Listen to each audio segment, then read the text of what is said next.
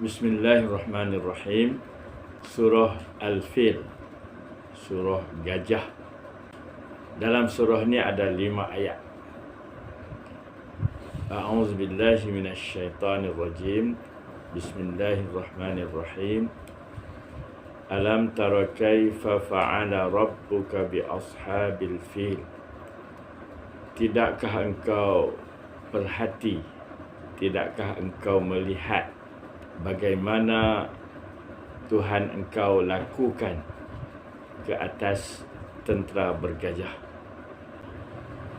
Peristiwa ini berlaku dalam tahun 570 Masihi.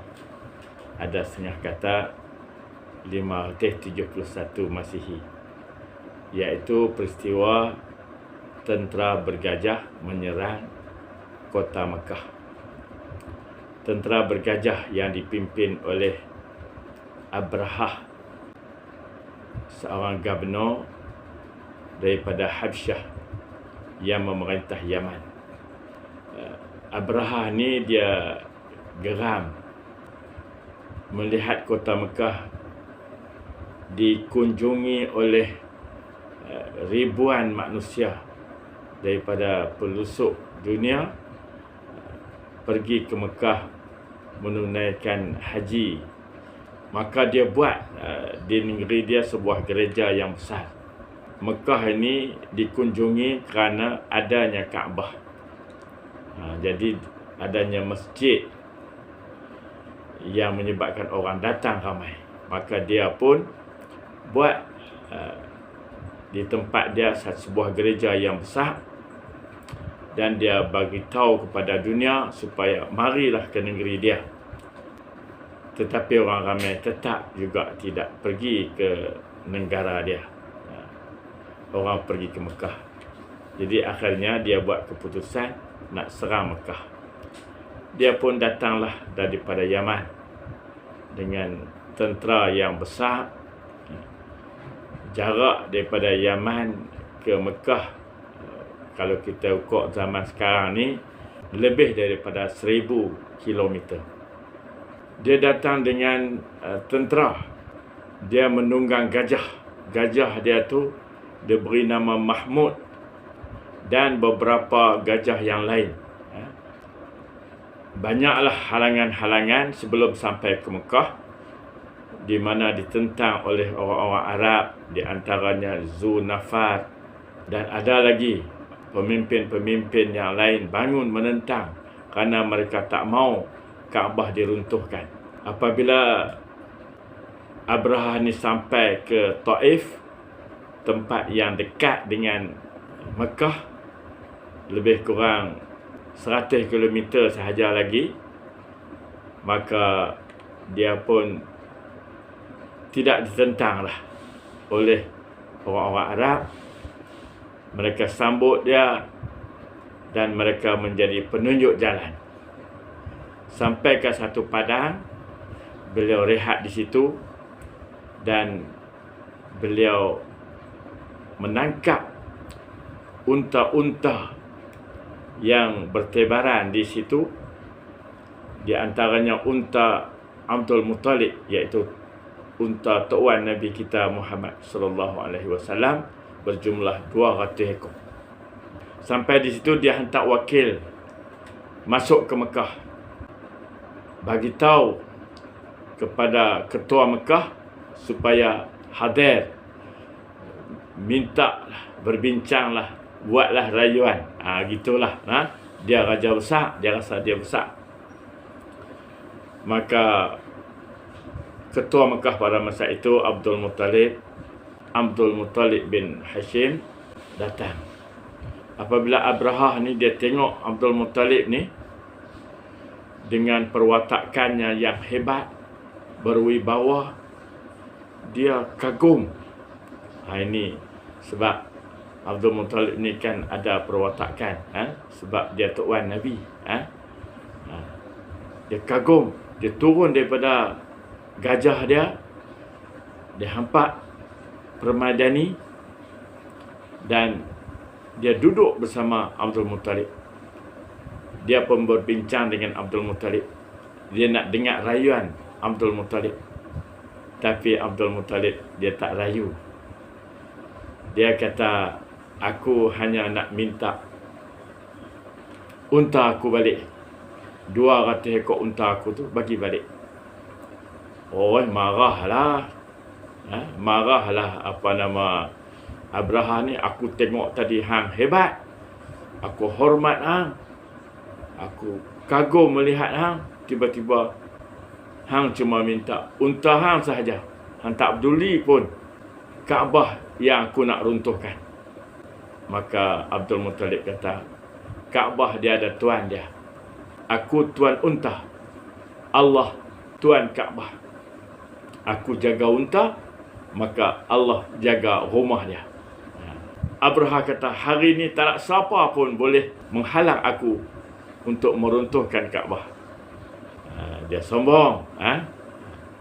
Maka dia kata pada orang dia, bagi balik unta dia. Maka Abdul Muttalib pun ambil unta dan balik. Sampai di Mekah, dia pun pegang cincin pintu Kaabah tu. Dia kata, ya Allah, ya Tuhanku, Engkau jagalah rumah Engkau ni daripada diserang, dimusnahkan oleh orang-orang salib. Dia rayu kepada Allah SWT. Sebelum itu dia suruh orang-orang Mekah lari ke bukit, berlindung di sebalik bukit. Tengok apa akan terjadi. Dan dia pun bersama dengan penduduk Mekah berlindung di balik bukit. Tentera bergajah ni pun bertolaklah ke Mekah. Tetapi gajah tak mau nak pergi. Apabila gajah tu dihala ke arah Syam, gajah tu bangkit nak pergi. Hala ke Makkah, tak mau pergi. Hala ke Yaman, dan cepat-cepat nak balik ke Yaman. Hala ke Mekah, tak mau. Buat macam-macam. Mereka tak boleh nak pergi. Gajah tak mau pergi. Bukan kata gajah Mahmud saja tak mau pergi. Semua gajah tak mau pergi. Dalam keadaan yang kalut begitu, tiba-tiba mereka nampak sekawan burung.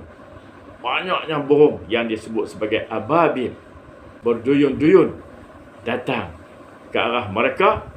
Dan burung-burung itu melepaskan batu-batu yang mereka bawa laksana bom. Kalau zaman kita ni, kita panggil bom.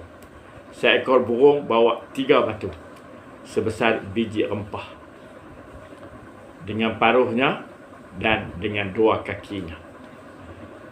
Dan burung itu, kalau zaman kita ni, seolah-olah kapal terbang yang melepaskan bomnya kepada musuh-musuhnya di bumi. Begitulah. Kita boleh bayangkanlah bagaimana dahsyatnya serangan burung ababil itu. Serang saja, maka habislah, berselerak lari, yang sakit, yang mati dan macam-macam.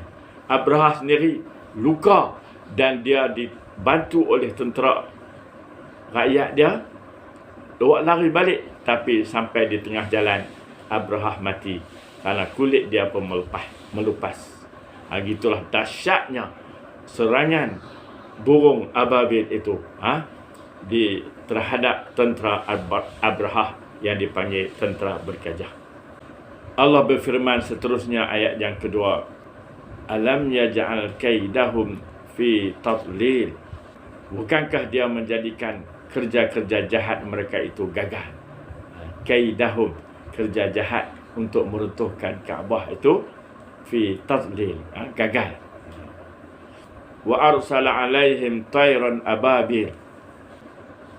Dan dia telah mengutus ke atas mereka burung ababil. Burung ababil yang berduyun-duyun datang laksana kapal terbang, membawa bom, memusnahkan mereka, menghancurkan mereka. Itu dahsyatnya. Tarmihim bihijaratin min sijil. Burung-burung itu melontarkan ke atas mereka hijarah, batu daripada neraka sijil. Batu yang berapi yang menyebabkan siapa yang tertimpa batu itu mati. Macam bom lah. Kalau zaman kita ni bom lah. Faja'alahum ka'asfim ma'kul. Maka Allah menjadikan mereka seperti daun yang dimakan ulat. Bom itu, batu hijarah min sijil itu menyebabkan mereka menjadi seperti daun yang dimakan ulat. Kita tengoklah pokok-pokok kayu, macam mana daun yang makan ulat tu, robek sana, robek sini. Begitulah kejadian yang manusia yang terkena bom batu daripada sijil itu, robek sana, robek sini, luka sana, luka sini, dan yang akhirnya mereka mati, terbunuh, tanpa berperang dengan orang-orang Mekah pun. Tak sampai Mekah pun, hanya sampai di Padang, yang hampir dengan Mekah, tak sampai Mekah pun. Itulah akibatnya manusia yang sombong nak menyerang kota Mekah. Begitulah Allah Ta'ala, apabila Allah nak memusnahkan orang yang sombong, dia hanya menghantar tenteranya yang kecil. Burung saja, burung kecil je, macam burung ciak di tempat kita ni. Kan? Itulah standard manusia. Tak boleh nak melawan dengan kuasa Allah Subhanahu Wa Ta'ala. Jadi orang-orang Mekah pun merasa gembira, dan dunia pada masa itu menghormati orang Quraisy lagi. Mereka menghormati orang-orang Quraisy ini memang bangsa yang hebat, yang mereka ini dibantu oleh Allah Subhanahu Wa Ta'ala. Mereka pun lagi ramailah orang mengunjungi kota Mekah melakukan ibadat haji mengikut syariat Nabi Ibrahim alaihissalam. Wallahu a'lam.